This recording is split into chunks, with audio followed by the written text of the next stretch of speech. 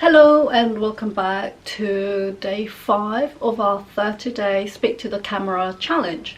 I'm Shirley and today I thought we would talk about how I'm manifesting my life through the law of assumption or through the law of attraction. Brain fog. And I know that for a lot of people this is a bit woo-woo, and I agree, it is a bit woo-woo, but it's working for me and I thought it would be a topic that we can talk about today. And to be honest, I don't know how I got into the law of attraction.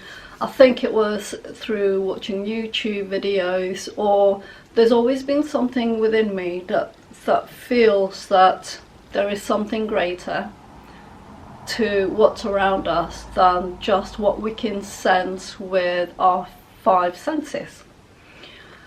And also I remember a story that my dad used to tell me the most, or tell us, because I was closest to my dad and he always used to tell me stories. And one of the stories was that when he was younger, he went up to the roof of where they were living at the time, and it was night time, and he said he saw a unicorn. Now you and I will probably think, okay Dad, what have you been drinking at the time? But he was certain that he saw a unicorn, and his interpretation of that time was that something good was going to happen in his life. And the good thing that happened to his life is that he was able to bring us, his family, to the UK when a lot of people during that time, and this would have been the late 60s, 70s,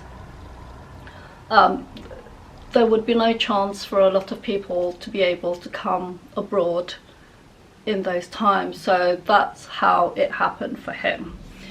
And for me, having this belief that there is something, some greater energy, or some people call it God, I call it the universe, universal energy.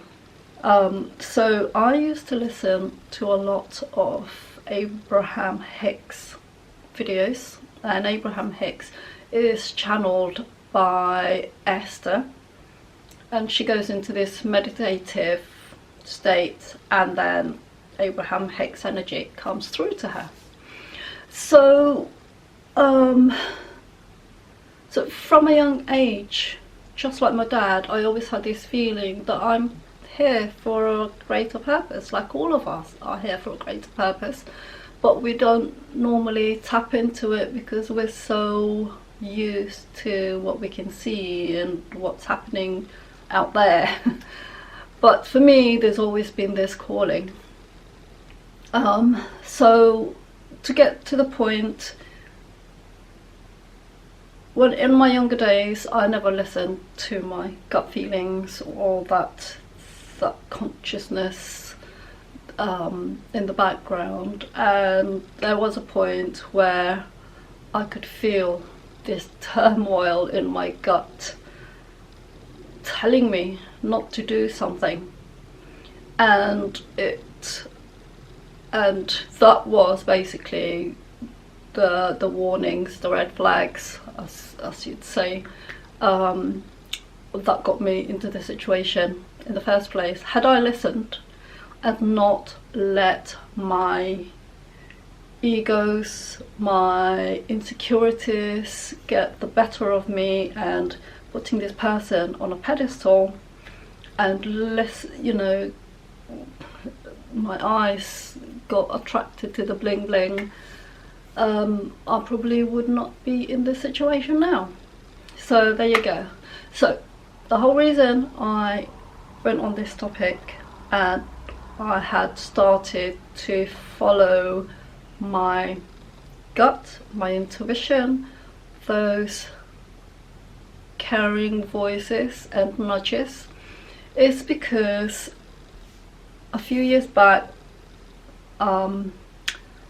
I thought, let me play with energy. So Abraham Hicks and a lot of metaphysical teachers say we are all energy. So I thought, all right, okay, let me play with my energy. And so I played with the energy of being affluent or being rich, and I played with that. And while I'm in the kitchen cooking, preparing dinner or washing dishes, I would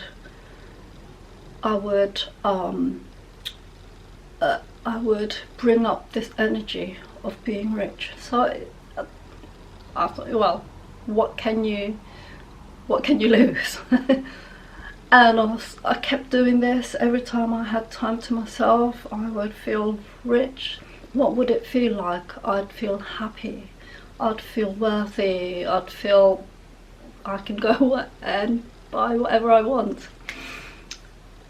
And I can tell you this now, within 8 weeks I had manifested some money that came to me just out of the blue. Now, it wasn't a life-changing thing, but it did help a lot. It wasn't a massive amount, but when you have very little, something is always a bonus. So that was one of the things that woke me up to this energy, playing with this energy system. And also another time was when, obviously at that time I was still with my now ex, and I thought, okay, we're getting on really well, and I think I'm ready for us to be engaged, or start talking about that next stage. So I did start thinking, I start feeling what it would feel like to, we'd already sort of had a look at jewelry shops, and I thought, oh, I like that one, and just thinking what it would, what would it look like on my ring, and how it would this feel to have this jewelry on my finger. And I can tell you again, within about 8 weeks, a couple of months, or maybe a bit more, we'd got engaged. And for me, those 2 episodes were proof that there is something more to this game, this energy game. And so again, situations happen. So when I finally left my exes and went to live on my own last year, my ego self, my body, my mind were all in turmoil and panic about what I was going to do. I had no job, I had no money, I did not know what to do, and all I could think of was these 2 situations where I played with my energy, and that's what I kept doing, even though my heart, I was having heart palpitations because of the panic and the fear of what I was going to do. I kept questioning that there was this inner sense of calmness within me. Don't get me wrong, I was journaling and playing with my energy, and I talked about journaling in my video yesterday, and that's what I was doing. I was journaling, and universe, what is my next step, and I watched a lot of metaphysical manifestation videos, listened to a lot of self-worth hypnosis videos, and I just kept developing. I'd go for long walks because heck, I had nothing else to do. And every time I go for a walk, or every time I was in the kitchen on my own, because I lived with people at the time, I would be listening to something uplifting, spiritually uplifting, some metaphysical teaching, and I would keep trying to generate this feeling of wellness within me. And as you do when you're on benefits, you get told to go to job centres, job fairs, do this, do that. So just because you're on benefits doesn't mean you can sit on your ass day in, day out. They really make you jump through hoops to get your money. So every time I had to go and do something, I would keep my energy up, positive, think about happy things, or I would think about, I want this to go well for me, you know, how would I feel if I came out of it in a positive way? I feel happy, I'd be, you know, I'd have it my way. And every time I had to do something, I did that, and it turned out a lot better than I expected. And this is what happened when I went to a job fair. I thought, you know, I have to go, I've got to make the most of it. But I went there thinking, let's be honest, a lot of those jobs you don't really want anyway, so you sort of have to speak like you do. But I kept being attracted to this desk, and I looked at the information. I thought, oh, admin job. I wanted a desk job. And so I went there. I talked to the owner, and we got on so well. We were on the same page about, you know, eco-friendly cleaning, and just their ethos as a company was what I believed in, and we both believed in. And we ended up, I don't know how I got talking with her, but we ended up talking for about 45 minutes, and someone had to tap her in the end to say, oh, you got a queue of people waiting. And needless to say, I got the job, but it was part-time. So that manifested, I manifested a job. And the second thing was, because it was part-time, it wasn't enough hours for me to be able to just go and do my job. I had to fulfill a certain amount of to meet a certain amount of hours, as well as financial threshold, before I can be let to do my job and not have to go through hoop jumping. So at the beginning of this year, because I started that job in September, at the beginning of this year I was getting really like edgy. So again, with the manifestation in my mind, I'm thinking, okay, this is what I want. So I want more hours to meet the hours that I need, and to meet the financial threshold that I need. And at the beginning of January, it's like we got the message to say we might have to cut your hours, blah blah blah. Well, I thought, oh, that's the last thing I need. But I kept with my energy.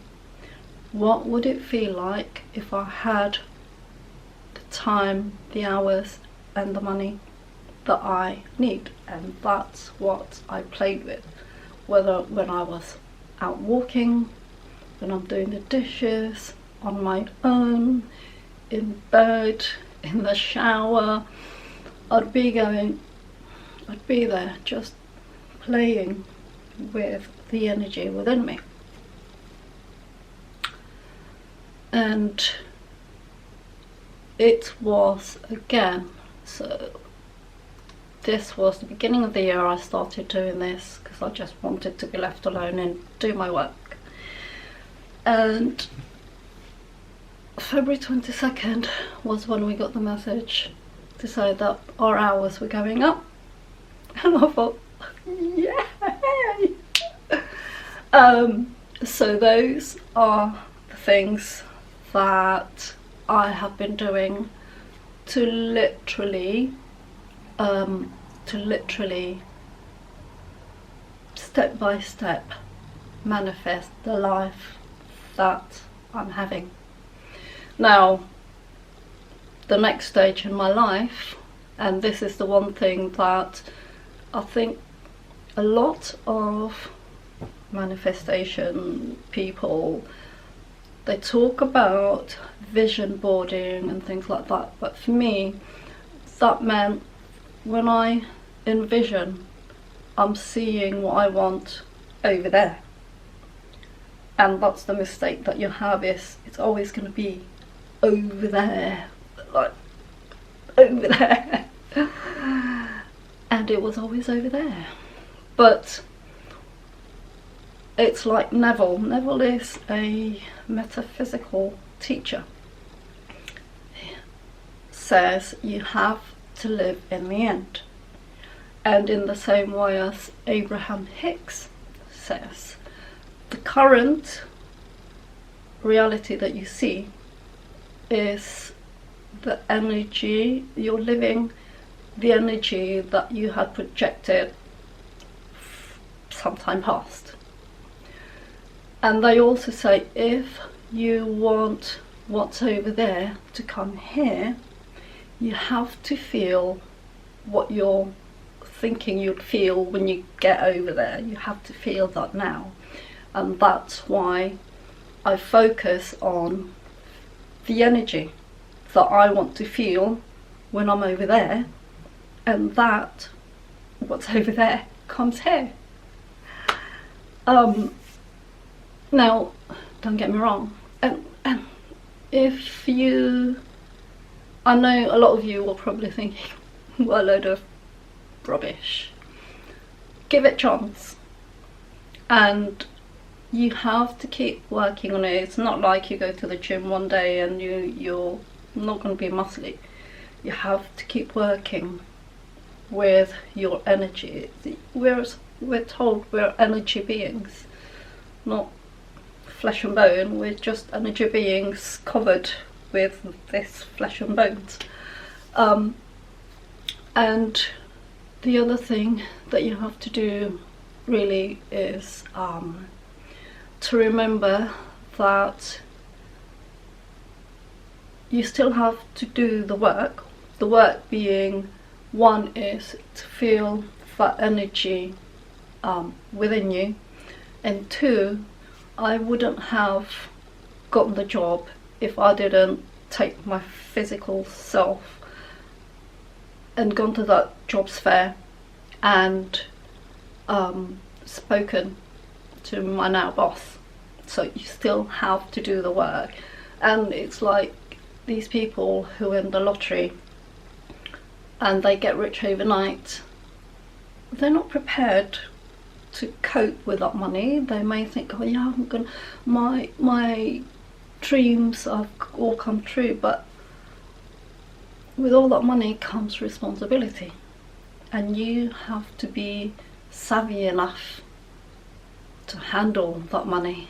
Otherwise you hear of these people losing it all up after 2 or 3 years because they haven't got the internal energy to cope with that amount of money. And money is millions, is huge energy. So if the money is up here and the person's down here, soon enough that the energy is gonna go off and the person is still down here.